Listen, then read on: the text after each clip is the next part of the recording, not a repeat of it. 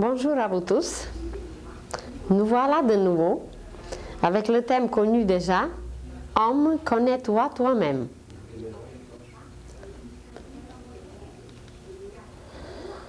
Nous avons touché quelques sujets sur la vie intérieure de l'homme, sur sa constitution, sur certaines lois qui le régissent et auxquelles il ne peut pas se soustraire. Nous avons dit aussi que notre vrai noyau, notre esprit, il est envoyé à l'école de la matière où il devient conscient de ses propres capacités, de ses possibilités et de son potentiel. Et tout ce processus d'éveiller cette conscience à travers la matière. Pourquoi à travers la matière? Car c'est seulement dans la matière qu'on peut expérimenter. On peut apprendre ailleurs, mais pour expérimenter, il faut absolument passer par la matière.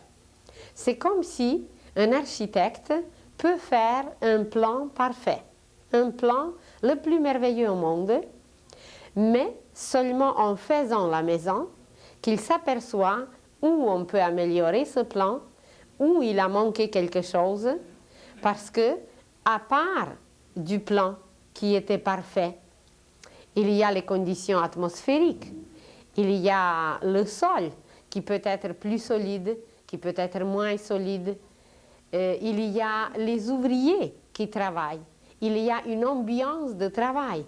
Alors il y a beaucoup de critères qui jouent et qui participent pour accomplir un plan.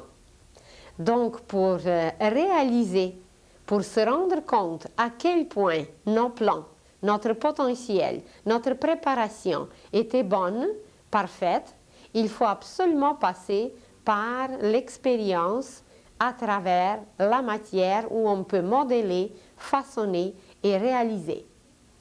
Un architecte qui veut bâtir en Égypte aura tout à fait d'autres conditions qu'un architecte au Canada, car là-bas, la terre est différente, les heures de travail sont différentes à cause de la chaleur, etc. Toute l'ambiance est complètement différente, les matériaux sont différents, alors tandis qu'ici, ça va être complètement autre chose. Et le même plan, qui était parfait au début, va se réaliser de façon complètement différente. Et c'est ainsi aussi pour cette particule divine, qui est notre source, qui est notre propre noyau, et grâce à laquelle nous, dans notre conscience humaine, nous passons dans cette école de la matière. Et il y a un aspect que nous ne connaissons peut-être pas toujours et que nous oublions. Ce qui reste éternellement présent dans la matière, c'est le lien avec le monde divin. Ce lien avec le monde divin, même si nous ne pensons pas, même si nous sommes entièrement matérialistes, même si nous n'admettons pas l'existence de l'intelligence cosmique, des lois universelles, du Créateur, de cette source de lumière éternelle, même si nous ne les admettons pas, toutes ces choses sont présentes sans cesse, car pas une de nos respirations, pas un battement de cœur ne pourra se manifester si toutes ces forces ne seront pas là. Un matérialiste qui va passer toute une vie dans un laboratoire ou quelque part dans la nature en analysant la matière, c'est un ouvrier merveilleux.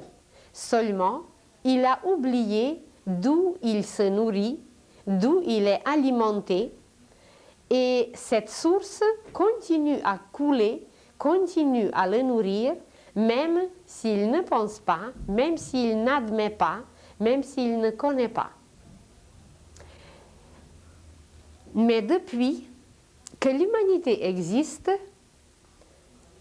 il y a des écoles, il y a des organisations, il y a des associations, il y a des groupements qui s'occupent seulement de tenir compte chez l'homme, de le rendre conscient que ce lien entre lui et entre la source première, ce que nous nommons aujourd'hui Dieu, ou une source cosmique qui nous nourrit sans cesse, que ce lien est présent. Vous le savez qu'il existe la science. La science, c'est une branche de la vie qui nous permet de tout analyser, qui nous permet de tout examiner, explorer. Et évidemment, de cette science, il faut toujours retirer la bonne synthèse.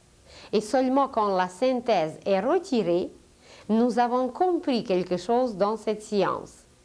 Mais ce qu'on ne connaît pas, c'est que la synthèse en nous est possible à la force de l'esprit. L'analyse, c'est la matière, et la synthèse, c'est l'esprit. Nous ne serons jamais capables de comprendre quoi que ce soit si la puissance de la synthèse de l'esprit ne serait pas en nous. Donc, il y a un lien en nous, un lien constant avec cette source divine qui nous permet de percevoir la matière, de saisir tout ce que nous analysons, tout ce que nous explorons. Même si nous ne sommes pas conscients, nous l'avons, nous la possédons, cette force. C'est un peu semblable à la respiration. On peut passer toute une vie et ne jamais s'arrêter, ne jamais penser à la respiration, que sans cette respiration, nous ne pouvons rien. Nous ne pouvons rien faire, nous ne pouvons pas faire quelques pas si nous n'avons pas cette source qui nous provient de l'air. Et même un jour, on va analyser le mot atmosphère. C'est une sphère d'atma. Atma, ça veut dire l'âme. Alors imaginez qu'en respirant seulement, nous inspirons des particules de l'âme universelle. Et c'est un peu à cause de cette âme universelle que la respiration est si indispensable et que sans nourriture solide, nous pouvons rester des jours et même des semaines, mais sans l'air, sans air, nous ne pouvons même pas rester quelques minutes. Même sans l'eau, nous pouvons rester un peu plus que sans air. Mais sans air, c'est vraiment à peine quelques minutes. Et il s'agit de l'âme universelle. Et nous nous sommes déjà dit que l'âme, c'est une extension de l'esprit, que dans l'âme, les vibrations de l'esprit sont déjà un peu rabaissées, un peu au ralenti. Et à travers quoi s'exprime l'esprit? Si à travers la respiration, à travers l'atmosphère, s'exprime l'âme. L'esprit s'exprime à travers la chaleur. Notre corps, s'il n'avait pas de chaleur, eh bien, il ne se tiendrait pas une seconde en vie si nous n'avons pas la chaleur. Vous allez dire, oui, bien, pendant la guerre, on n'avait pas du bois, on n'avait rien pour se chauffer et on restait dans le froid et on n'avait pas de chaleur. Mais il ne s'agit pas de cette chaleur extérieure. Il s'agit de la chaleur intérieure, de la chaleur du cœur. Et quand le cœur perd cette chaleur, c'est que tout simplement, il arrête de battre. Alors, encore plus haut que l'air, encore plus haut que la respiration, que le système respiratoire, se trouve justement cette puissance de l'esprit sans laquelle tout commence à se désagréger. Vous voyez un objet autour de vous, un objet qui commence à se désagréger, ça veut dire que la puissance de l'esprit se retire de lui. Une maison qui s'effondre, eh bien, c'est qu'il n'y a plus d'esprit. C'est une décomposition, c'est une désagrégation, c'est une décadence. Et toute décadence, eh bien, c'est que l'esprit se retire. Mais à travers les époques et les époques, à travers les cycles, à travers les civilisations et les cultures, il y avait des êtres spécialement envoyés sur la terre qui devaient entretenir cette chaleur de l'esprit, ce feu de l'esprit sur la terre pour toute l'humanité, pour qu'il ne se perde jamais. Si vous lisez la Bible, vous allez trouver un nom qui est mentionné quand vous lisez l'histoire d'Abraham. Que celui qui a révélé certaines choses à Abraham, c'était Melchizedek. Et alors, c'est cet être, Melchizedek, dont on ne connaissait pas les origines, qui n'est pas né ni d'un père, ni d'une mère, on ne sait pas d'où il venait. C'est cet être, Melchizedek, qui est le gardien du feu du Père, de l'Esprit sur la terre. Vous pouvez l'imaginer qu'il est un porteur de flambeau. Si vous avez étudié les Jeux olympiques, comment les Jeux olympiques se sont passés par exemple en Grèce, eh bien c'était des événements merveilleux, c'était des événements initiatiques, car premièrement ça exigeait une préparation extraordinaire, et puis on allait jusqu'à Olympe où habitaient les dieux, et les héros, ceux qui participaient aux Jeux, ce n'étaient pas des sportifs ordinaires, c'était des héros qui se préparaient très très longtemps pour gagner, pour devenir victorieux. Pour gagner quoi? Eh bien, pour gagner des qualités. Pour être victorieux de quoi? Des défauts. Alors, ces héros, ils arrivaient sur l'Olympe où ils allumaient le feu extérieurement, mais ils savaient qu'il existe un feu en eux et que c'est grâce à ce feu intérieur qu'on peut allumer un feu extérieur. Peut-être beaucoup de connaissances initiatiques se sont perdues et aujourd'hui, les Jeux olympiques nous paraissent tout simplement comme un divertissement. Évidemment, pour les sportifs, c'est du travail, c'est la préparation. Mais en réalité, toute l'humanité passe par les Jeux olympiques et tous nous montons, nous montons sur une montagne où un jour nous serons capables d'allumer un feu extérieur grâce à notre feu intérieur. Et alors le gardien de ce feu divin sur la terre, celui qui porte le flambeau de la vérité divine sur la terre, il s'appelle Melchizedek, il est encore parmi nous, il est l'initiateur de l'humanité, il est le maître des maîtres et c'est lui qui s'occupe de l'humanité pour l'instruire, pour envoyer les instructeurs, les vrais professeurs, les vrais pédagogues. Évidemment, souvent, ils ne sont pas visibles. Et le mot qui nous relie, qui veut dire relier, le mot même qui veut dire relier, c'est le mot religion. Ça provient du mot latin religare, religion, religare, qui veut dire relier. Alors, ces êtres qui étaient toujours envoyés sur la terre pour entretenir le feu de l'esprit, ce sont ces êtres qui gardaient le lien, qui reliaient l'humanité avec le monde divin. Et comment ils reliaient l'humanité avec le monde divin? Auparavant, tout au début de l'éveil de notre conscience, nous avons gardé un lien intérieur, un lien tout à fait naturel qui existait en nous, et c'était le lien avec Dieu.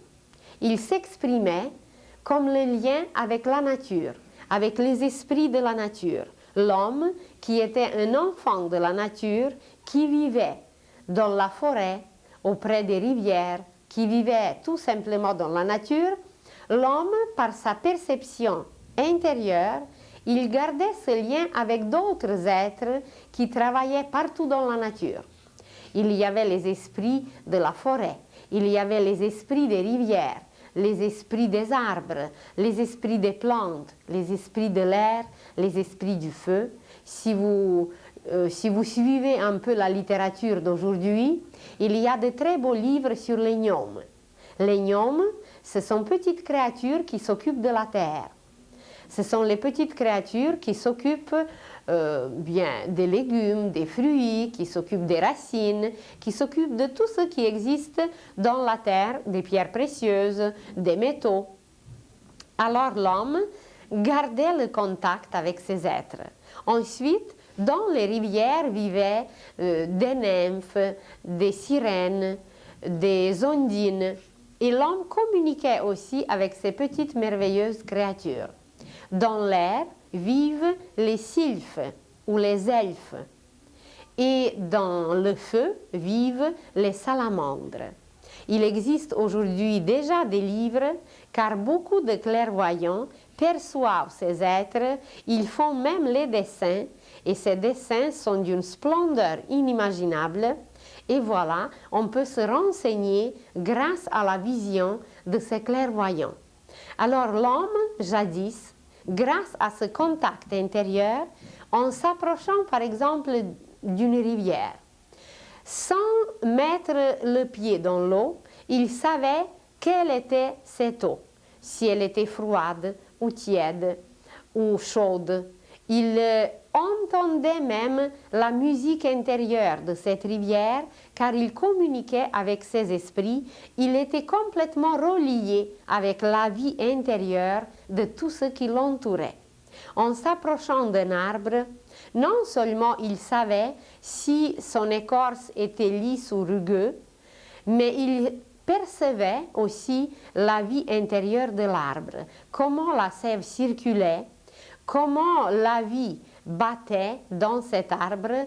Il était lié au cœur des choses. Mais à cause que l'homme a développé de plus en plus ses 5 sens, sa conscience s'est extériorisée et il a perdu, bien, peut-être pas tout à fait perdu, mais il a commencé à utiliser de moins en moins cette perception intérieure. Elle est restée effacée, elle est restée un peu rouillée. Et il utilisait seulement ses 5 sens extérieurement. Mais pour garder ce lien intérieur, le monde invisible, les êtres qui s'occupent de nous, bien surtout Melchizedek, il envoyait sur la terre des êtres spécialement préparés, des instructeurs, des pédagogues, des guides, pour guider l'humanité et de ne jamais perdre ce lien intérieur avec l'esprit. Et l'esprit, quand il descend dans la matière, il travaille d'après une loi qui s'appelle la loi d'adaptation. Imaginez le marathon, où il y a une quarantaine d'hommes qui courent pour gagner le premier prix. Et alors, de cette quarantaine d'hommes, il y a un seul qui va gagner le premier prix, tandis que les autres, ils vont arriver aux heures, aux minutes très très différentes, ils vont arriver au but. Ça veut dire que chacun suit son rythme. Et ça, c'est juste 40 hommes. Mais imaginez 4 milliards. Dans ces 4 milliards, il y a des paliers et des paliers et des catégories d'êtres dont le rythme est complètement différent. Il y a certains qui sont toujours à l'avance. Il y a certains qui absorbent toutes les matières, qui transforment tout, qui s'adaptent à tout et qui sont excellents en tout. D'ailleurs, pour 4 milliards, c'est plus difficile d'imaginer. Mais vous prenez une classe dans une école ordinaire. Dans une classe, vous avez une trentaine d'enfants. Et parmi ces 30 enfants, il y aura 2 excellents qui n'auront jamais aucune difficulté, qui iront même visiter d'autres écoles, qu'on va les présenter comme les meilleurs de l'école. Il n'y aura jamais aucune ennui, aucune difficulté avec eux. Toutes les matières seront absorbées, assimilées à la perfection. Après ces 2 excellents, vous prenez la masse, 25.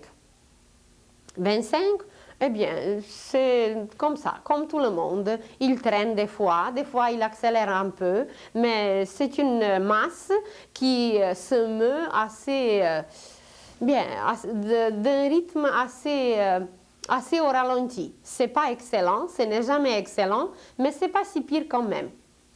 Et à part de ces 25, vous allez avoir 3 autres qui vont répéter la classe et qui vont peut-être répéter encore une fois la classe et encore une fois la classe. C'est qu'ils n'absorbent pas, ils n'assimilent pas des matières car leur adaptation est au ralenti, ils ont la difficulté à s'adapter, etc. Alors, c'est pareil dans une usine, c'est pareil dans un pays. Imaginez qu'on déménage 9000 de Chinois ici, chez nous, comme c'est arrivé il y a quelques années. Et croyez-vous que tous se sont adaptés de la même façon ou d'un même rythme? Sûrement pas. J'ai connu une femme égyptienne qui vit déjà au Canada depuis 20 ans. Et depuis 20 ans, elle ne s'est pas adaptée à ce pays. Elle a toujours froid, évidemment. Et puis elle se plaint toujours. Elle n'est jamais contente et elle rêve toujours de son pays. Mais heureusement ou malheureusement, elle ne peut pas y retourner. Alors elle est obligée quand même de s'adapter.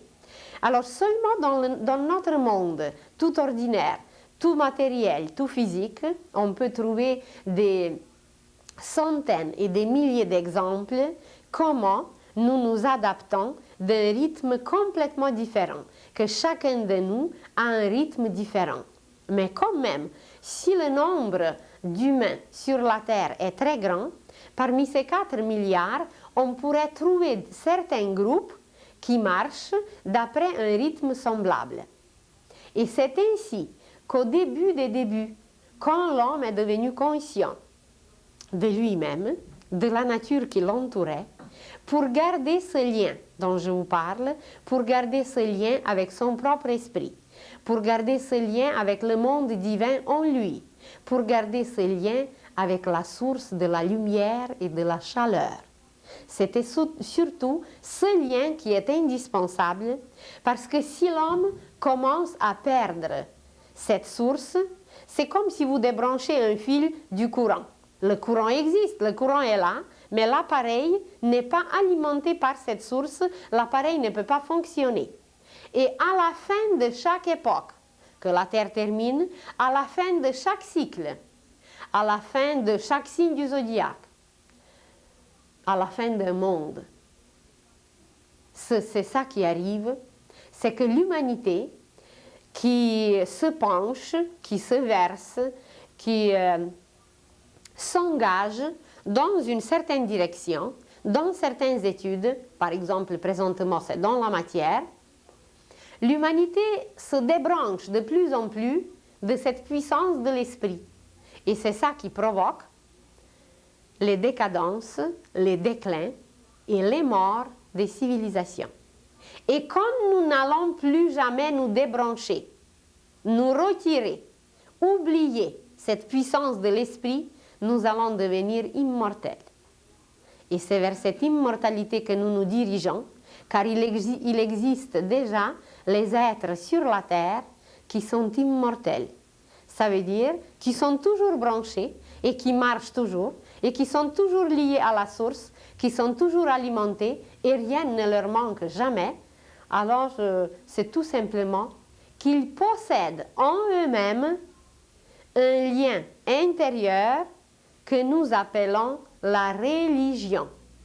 La religion, eh bien, ce n'est rien d'autre qu'un lien relié, religare veut dire relié. Ils possèdent ce lien, ils sont reliés à la puissance de l'esprit.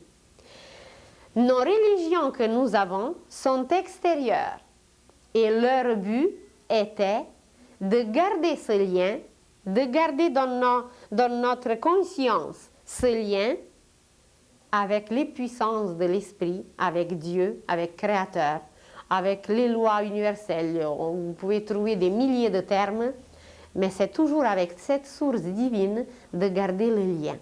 Mais à part d'une religion extérieure, nous avons constamment intérieurement ce lien, et quand nous lâchons ce lien, quand nous nous débranchons, eh bien c'est là que la mort arrive, c'est là que nous ne sommes pas encore dans l'immortalité. Mais toute l'humanité se dirige présentement vers l'immortalité. Alors, comment les religions extérieures ont apparu? Imaginez l'humanité qui évolue qui passe à travers cette école de la matière, imaginez que le chemin qu'elle doit passer, ça forme une spirale autour d'une montagne.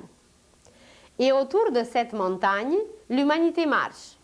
Le chemin est très peu ascendant, ça va très bien, ça ne demande pas de grands efforts, et que voilà, les humains montent, montent, montent. Mais à cause de la loi d'adaptation, c'est une loi d'après laquelle l'esprit de certains s'adapte mieux à la matière et l'esprit d'autres s'adapte plus lentement à la matière. Alors imaginez que dans cette excursion extraordinaire que nous faisons à travers la matière, il y a une partie de l'humanité qui est rendue déjà l'autre côté de la montagne, tandis qu'une autre partie reste encore un peu plus bas dans cette spirale ascendante. Et à cause des conditions différentes, pour ceux qui sont de l'autre côté de la montagne, ils voient complètement un autre paysage. Ils sont peut-être dans l'ombre, parce que le soleil, il est de ce côté, et que voilà, cette partie de l'humanité qui se trouve de l'autre côté, elle est plus éclairée, elle est plus au chaud, elle est dans meilleures conditions. Mais comme pour cette partie qui est éclairée, également pour l'autre partie qui est dans l'ombre présentement ou dans la nuit ou qui voit d'autres choses, il fallait toujours un guide. L'humanité est encore à son état enfantin. L'état de conscience de l'homme n'a pas atteint encore un état universel. Nous ne sommes pas encore les citoyens de l'univers. Et à cause de ça, comme pour un enfant, vous ne le laissez même pas traverser la rue seul, alors l'humanité recevait ses guides. Et quand l'homme a perdu cette perception de l'esprit de la nature, des esprits de la nature, quand il a perdu ses liens avec l'intérieur de tout, c'est là qu'il a commencé à recevoir les guides visibles comme des professeurs. Comme un enfant qui entre à l'école, auparavant, il avait ses parents. Et l'humanité avait ses parents divins, c'était le Père Céleste et la Mère Divine, qui nous guidaient comme ça, on avait confiance et on était complètement liés. Mais quand on a vraiment commencé à aller à l'école de la matière, on a reçu les professeurs. Et selon le rythme d'adaptation, une partie de l'humanité qui était quelque part aux Indes, qui était quelque part loin, eh bien, ils ont reçu Bouddha. Une autre partie de l'humanité qui suivait un autre rythme, qui était de l'autre côté de la montagne, qui avait une nourriture un peu plus différente, qui avait les conditions différentes, qui avait un rythme différent, ils ont reçu Mohamed. Une autre partie de l'humanité, à une autre époque évidemment, à cause de ce rythme différent, ils ont reçu Tao. Une autre partie de l'humanité, encore plus tard, quelque part, ils ont reçu le Christ. Et alors, ça a donné ces guides qui sont venus pour une partie de l'humanité, évidemment aux époques différentes, selon le placement, selon la nécessité, sur cette montagne ascendante où il y a une spirale et où tout le monde se dirige vers le sommet. Alors, l'humanité reçoit ses guides à chaque époque où la nécessité se montre. Et ces guides étaient les fondateurs de ce que nous appelons aujourd'hui les religions. Ça veut dire leur tâche, et la tâche de la religion, c'était de relier la masse, un tel peuple ou une telle partie de l'humanité, de les relier à l'Esprit divin, de ne jamais les laisser sans ce lien, parce que sans ce lien, tout périclite. Il n'y a plus de chaleur et c'est la loi de la désagrégation qui s'installe. Donc, l'existence des religions est devenue nécessaire quand l'homme a perdu intérieurement, quand il a oublié plutôt intérieurement un lien intérieur qu'il avait avec l'Esprit de Dieu, qu'il avait avec Dieu, il l'a oublié parce qu'il a commencé à extérioriser sa conscience, à utiliser ses 5 sens, et que voilà, pour qu'il ne se sente pas perdu, pour qu'il ne se sente pas isolé, pour qu'il ne se sente pas dans l'obscurité, il recevait les porteurs du flambeau divin, et ces porteurs du flambeau divin, c'étaient les fondateurs des religions. Et puis, vous allez tout de suite poser la question, mais quelle est la meilleure? Toutes sont bonnes. Il n'y a pas une telle meilleure ou une telle meilleure. Toutes étaient bonnes et toutes sont bonnes jusqu'à présent parce que elles devaient apporter ce lien, elles devaient garder ce lien entre l'homme et entre l'Esprit divin, ce lien constant. Et celui qui était derrière les coulisses, qui était le transmetteur de ce flambeau, c'était Melchizedek, et il reste jusqu'à aujourd'hui. Et tous ceux qui survivront cette époque, qui survivront les bouleversements présentement sur la terre, ils le verront. Car le Christ va se manifester intérieurement en nous, et Melchizedek va se manifester extérieurement.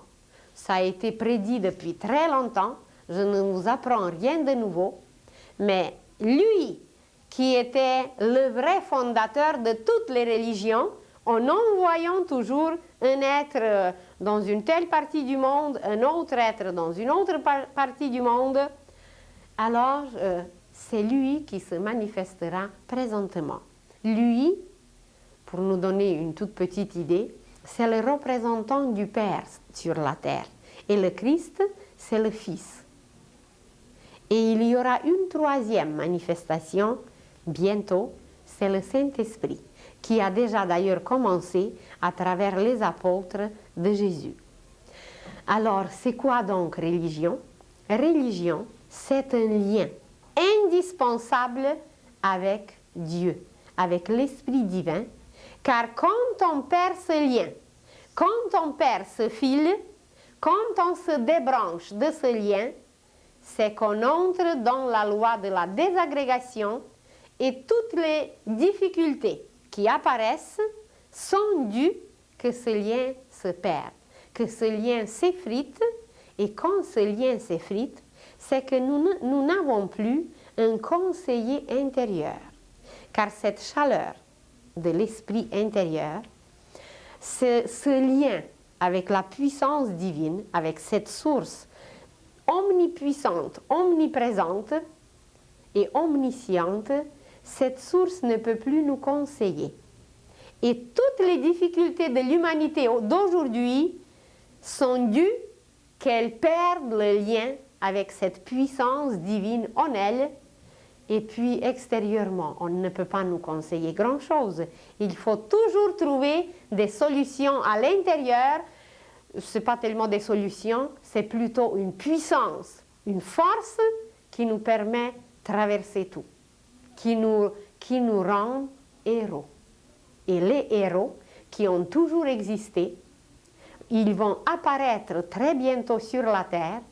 Ce n'est pas nécessairement ceux qui gagnent les premiers prix aux Jeux olympiques, mais il y aura des vrais héros, des porteurs du flambeau divin sur la terre pour réallumer cette puissance divine, ce feu de l'esprit qui s'effrite et qui s'éteint aujourd'hui chez les humains. Et puis c'est un peu normal parce que nous passons la fin de plusieurs cycles. La Terre termine plusieurs horloges à la fois et ça renforce davantage cet effritement, cette isolation. Chaque fois quand un être se sent isolé, quand il ne se sent pas aimé, c'est qu'il s'est débranché de sa propre force divine, il s'est débranché et évidemment qu'il est isolé. Et même s'il est entouré d'une foule qui va lui crier qu'on l'aime, il ne peut pas croire parce que c'est intérieurement qu'il n'a pas sa religion, qu'il est délié, au lieu d'être relié, il est délié et évidemment qu'il est isolé, il est dans la solitude et il meurt. Il meurt. Ce n'est pas seulement la mort physique qui existe et qui prouve la mort, parce que quelqu'un qui perd son corps physique, vous le savez, qu'il ne meurt pas, il se libère. Mais la vraie mort, c'est quand on se coupe complètement de cet esprit et quand on devient un destructeur, un matérialiste destructeur qui ne respecte aucune loi divine. Et si nous sommes les bons témoins de ce qui se passe sur la terre aujourd'hui, eh bien c'est ça. C'est qu'on ne respecte plus aucune loi divine, donc on a perdu la religion intérieure. Oui, l'appartenance extérieure à une religion, c'est bon. C'est notre tradition, c'est notre lien avec la famille, c'est notre lien avec notre peuple, avec notre pays. C'est très bien. Il y a certaines cérémonies à faire, il y a certaines fêtes à fêter, mais ce n'est pas tellement cette appartenance extérieure qui est importante, c'est l'appartenance intérieure. Alors, où nous nous trouvons aujourd'hui, c'est que nous devons devenir conscients de ce lien intérieur qui est indispensable et que sans ce lien, on ne peut même pas prendre une seule respiration. Vous allez dire, oui, je connais quelqu'un, c'est un matérialiste acharné et il vit bien, il est en bonne santé et tout est correct. Je vous crois et c'est très vrai. Mais c'est pour l'instant. Il faut revenir dans sa prochaine vie et voir qu'est-ce qu'il va devenir dans sa prochaine vie. Là, ça serait intéressant de voir qu'est-ce que ce manque d'aliments le plus puissant va provoquer en lui. Il va devenir un être en désagrégation. Ça va être pénible de le regarder parce qu'il n'est pas alimenté aujourd'hui. Même s'il est encore en vie et en bonne santé, c'est grâce à ce qu'il a fait jadis, dans d'autres vies, que ça lui permet encore aujourd'hui à respirer. Autrement, il ne pourrait pas parce que dans sa conscience, il est coupé de cette force divine, il est délié et voilà, les résultats seront déplorables parce qu'aujourd'hui, il sème, semer comme un cultivateur, il sème sur son propre terrain des choses destructives. Et évidemment, les résultats, c'est lui qui les récoltera. Donc, la religion, telle que nous la connaissons, c'est un lien qu'on a créé pour nous, mais un lien extérieur. Et comme c'est un lien extérieur, c'est pour ça que chaque religion porte encore son nom et qu'il y a les religions différentes. Il y a les bouddhistes, il y a les hindouistes, il y a les taoïstes, il y a les chrétiens, il y a les mohammedans, il y a les hébreux, il y a beaucoup d'autres qu'on ne connaît pas parce que c'est extérieur. Et intérieurement, il n'existe qu'une seule religion qui est universelle. Et d'ailleurs, la tâche du christianisme, c'était de nous amener à la religion universelle. Et elle va être installée très bientôt sur la terre. Nous serons tous des êtres d'une seule religion. Comment elle va s'appeler, on ne sait pas encore peut-être. Mais nous serons tous des êtres qui ont retrouvé en eux ce lien avec la puissance divine, avec l'Esprit de Dieu, et que voilà, religare, ça veut dire religion intérieure, va nous alimenter sans cesse et ça va nous permettre de devenir les êtres immortels. Mais ce qui est le plus intéressant pour nous, c'est évidemment le christianisme, parce que nous sommes tous, ou presque, les chrétiens, et c'est une des religions la plus nouvelle. Alors, qu'est-ce qu'il y a de particulier à travers cette religion? Comme elle est une des plus nouvelles, premièrement, Et comme c'est une religion qui est, même si elle vient de Proche-Orient, mais elle est la plus proche de nous. Évidemment, elle s'est déplacée jusqu'en Occident, et c'était une religion pour les Occidentaux. Et nous allons voir un arbre avec des racines, un arbre avec un tronc et un arbre avec des branches. Et alors, les racines sur cet arbre représentent les courants pré-christiques. Ça veut dire que toutes les religions qui nous reliaient à la puissance de l'esprit étaient alimentées par les courants pré-christiques.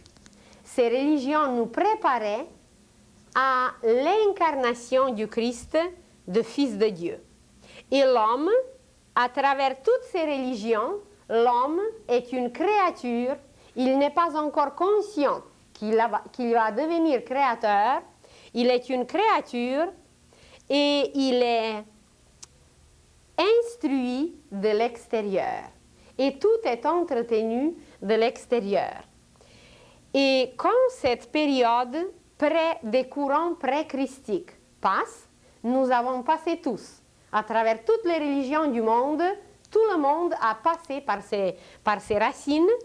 Quand on a traversé toutes ces périodes, on entre dans l'époque suivante qui est celle du tronc. Ce n'est plus les racines, c'est un seul tronc et ce tronc représente les forces christiques que le Christ a amenées dans le monde et c'est l'incarnation du Fils divin. Et nous tous, nous nous trouvons aujourd'hui dans le tronc. Ça veut dire on monte comme la sève qui monte pour arriver à quelque chose d'autre qu'on va voir tout à l'heure. Et il ne faut pas croire que c'est seulement les chrétiens qui se trouvent symboliquement aujourd'hui dans ce tronc. Tous les êtres qui ont compris ce lien intérieur, tous les êtres qui ont compris qu'il faut alimenter notre propre cime, tous ces êtres qui se dirigent vers la lumière divine, ils sont nourris par les forces christiques, car les forces christiques se trouvent partout dans le monde. Ce n'est pas seulement le monde occidental qui est nourri de ces forces. Toutes les religions qui existent sont nourries par le Fils de Dieu et beaucoup d'êtres se trouvent symboliquement encore dans ce passage qui s'appelle le tunnel ou le tronc où nous sommes alimentés par les forces christiques. Et quand nous allons terminer ce passage, quand la préparation de notre conscience va finir, quand nous serons prêts à accueillir intérieurement le Christ, et vous allez demander, mais quelle est la condition indispensable pour l'accueillir? C'est la pureté. Jésus nous a demandé, ayez le cœur pur. Il ne nous a pas demandé de faire des miracles ni des prodiges au niveau mental. Il nous a demandé, ayez le cœur pur. Parce que là où il y a la pureté, la sève circule. S'il y a les impuretés, la sève ne peut pas circuler. Et si nous ne sommes pas aujourd'hui alimentés par l'Esprit divin, c'est qu'il y a en nous trop d'impuretés. Alors la première condition pour accueillir les puissances christiques en nous, de faire naître le Christ en nous, de préparer sa deuxième venue, eh bien c'est la pureté. Et quand cette condition va être accomplie, l'homme va être influencé par les courants post-christiques. Les courants post-christiques, c'est justement cette religion universelle, cette religion où nous tous, nous allons devenir les Christ ou les fils de Dieu. Et dans ce cas, nous allons devenir les créateurs.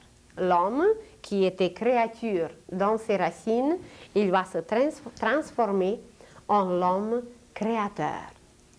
Et qu'est-ce que la cime apporte? Eh bien, avant tout, la cime a ses feuilles.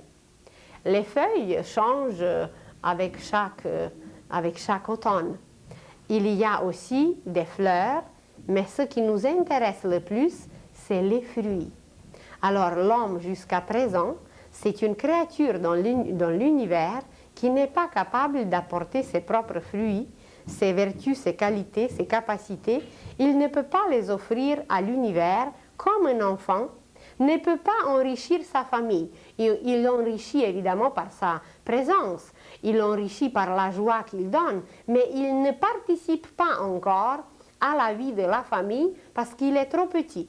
Alors nous, les enfants de l'univers, nous ne participons pas encore à la vie collective, fraternelle, angélique de l'univers parce que nous sommes encore trop petits. Ça ne veut pas dire qu'on n'a pas les capacités, la possibilité, mais il faut apprendre, il faut s'éclairer et il faut arriver à une maturité où nous serons capables non seulement faire pousser les feuilles sur notre propre cime, non seulement faire fleurir notre cime, mais surtout faire mûrir des fruits et les offrir à l'univers entier. Et c'est seulement les courants post-christiques qui pourront nourrir nos propres fruits et qui nous permettront de participer dans cette vie universelle et qui installeront en nous cette religion universelle où nous nous sentirons tous des fils de Dieu. Donc,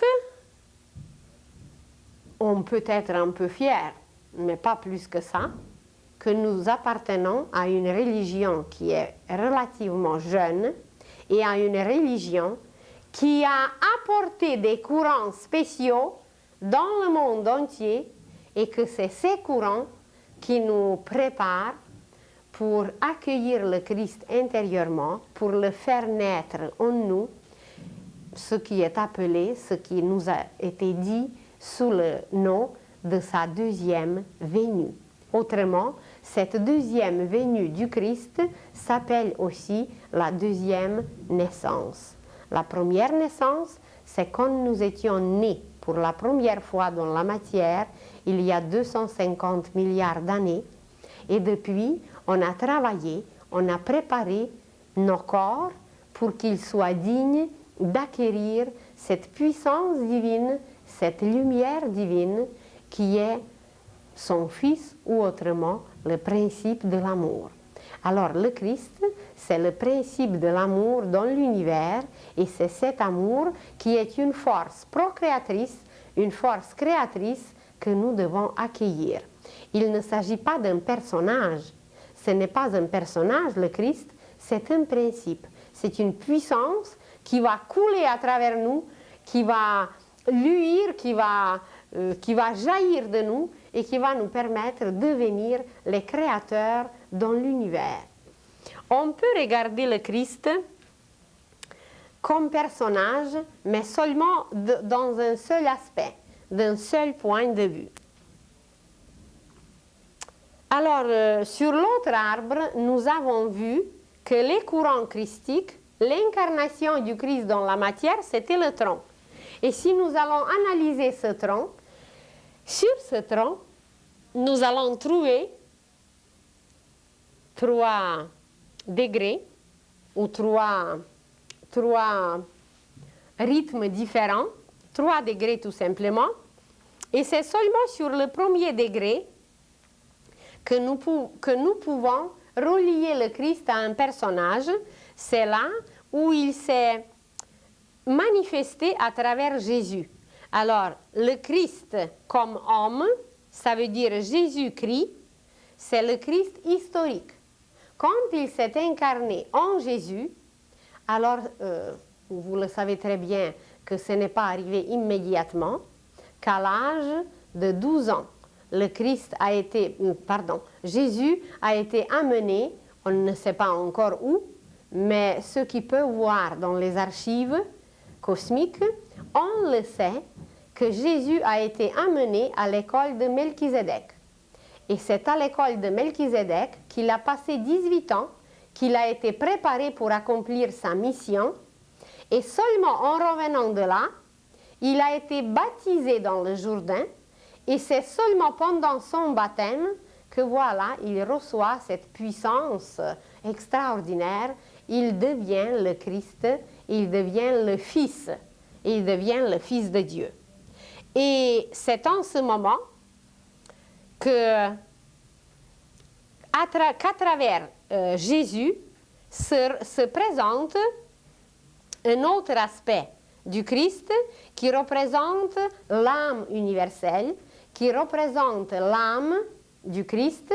Alors le Christ comme âme qui se manifeste à travers le soleil s'est incarné en Jésus à l'époque de sa 30e année, à l'époque quand il était préparé, et on l'appelle le Christ mythique. Il y a une matière que nous ne connaissons presque pas, c'est les mythes. Et les mythes, c'est toute une matière initiatique qui nous découvre une partie de notre histoire, mais nous ne sommes pas prêts encore pour les mythes. Dans toutes les civilisations, à travers toutes les époques, les plus bons mythes de la Terre ont existé, avec les héros dont on n'a aucune idée. Et vous le voyez aujourd'hui, comment surtout la jeunesse manque cette connaissance des mythes, car à travers les mythes, elle peut trouver des exemples à suivre, elle peut trouver un idéal qui va la relier justement à la puissance christique, à l'esprit divin, et qui va la sauver des suicides, des drogues et de la perdition. Et les mythes seront enseignés dans nos écoles futures parce que c'est une matière extrêmement riche, c'est la poésie de la terre, c'est la poésie de l'humanité, c'est les héros les plus victorieux et les plus superbes qui expriment notre vraie histoire. Alors, le Christ mythique, le Christ âme, c'est le Christ soleil. Et tous les héros solaires qui sont présentés à travers les mythes représentent cette partie du Christ, cette âme universelle. Alors vous vous rendez compte qu'aujourd'hui, une religion qui peut considérer les mythes comme quelque chose de honteux, qu'on va apprendre bientôt, que c'est justement à travers les images mythiques que nous allons nous rapprocher, que nous allons connaître un côté du Christ, une splendeur et une poésie dont on n'a aucune idée. Et les héros solaires, il y a de très beaux livres dernièrement, toute une série de beaux livres sur les contes, les légendes et les mythes qui sont édités. Je ne me rappelle pas exactement de l'éditeur, mais ce sont des livres assez grands comme format. Et il y a justement un livre qui traite les légendes du soleil et de la lune. Et tous les héros solaires sont rattachés au Christ.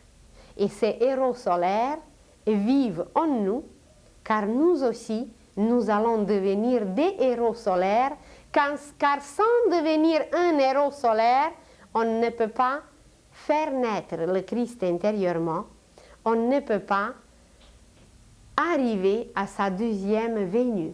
Et qu'est-ce que fait le héros solaire? C'est justement ça qu'on ne sait pas. Le héros solaire est le vainqueur du dragon. Et qui est ce héros solaire? Eh bien, c'est l'archange Saint-Michel qui écrase le dragon. Et nous sommes arrivés présentement à la fin de cette époque de la Terre où l'archange Michel sera reconnu comme le vainqueur du dragon, car c'est lui qui viendra, avec Melchizedek évidemment, mais c'est l'archange Michel qui viendra nous aider, d'abord écraser le dragon, deuxièmement, qui va nous faire connaître cette âme christique qui s'exprime à travers l'univers entier comme la lumière du soleil. Parce que nous ne savons pas que présentement, le Christ demeure sur le soleil. Le soleil a aussi son cœur, et dans ce cœur, au cœur du soleil, le Christ habite. Et imaginez que son manteau, sa cape, c'est le ciel bleu. Et que son aura, ses radiations, c'est les rayons du soleil. Alors, ça va être tellement simple que même la science va le découvrir. Ils vont nous montrer les films, ils vont nous montrer les couleurs, ils vont nous tout montrer quand ces faits les plus extraordinaires, les plus mythiques, les plus beaux seront découverts même par la science. D'ici là, pour ceux qui ne croient pas évidemment, il faut attendre. Mais ça ne va pas tarder, vous allez voir que toute l'humanité qui survivra sera au courant de toute cette science prodigieuse qui nous attend et qui est préparée pour nous. Alors le deuxième côté du Christ, c'est le Christ âme universelle, c'est le Christ soleil. Et on ne connaît pas du tout qu'est-ce que ça veut dire Golgotha.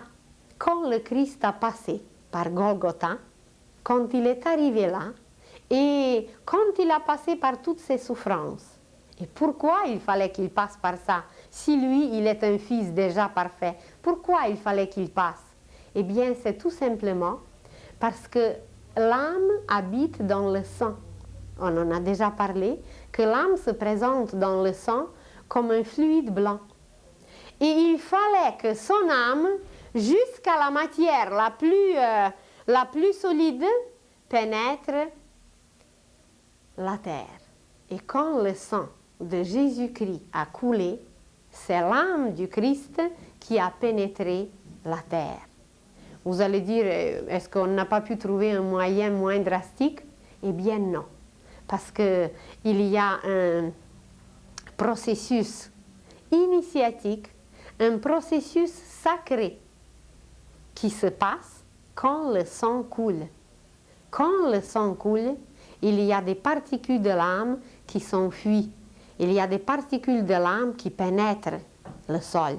Si quelqu'un meurt en perdant le sang, c'est tout à fait une autre mort si on compare avec une mort ordinaire, si on compare avec une mort tout simple. Alors, il fallait que le Christ donne son âme à la terre pour que son âme pénètre la terre, et ça s'est passé à travers tous ces événements que Jésus-Christ a vécu. Et c'est son âme qui a pénétré la terre. Et il y a encore un autre aspect de Christ que nous ne connaissons pas du tout et dont nous n'avons aucune idée, c'est le Christ Esprit, c'est le Christ Dieu, c'est le Christ principe, c'est le Christ créateur qui crée des univers.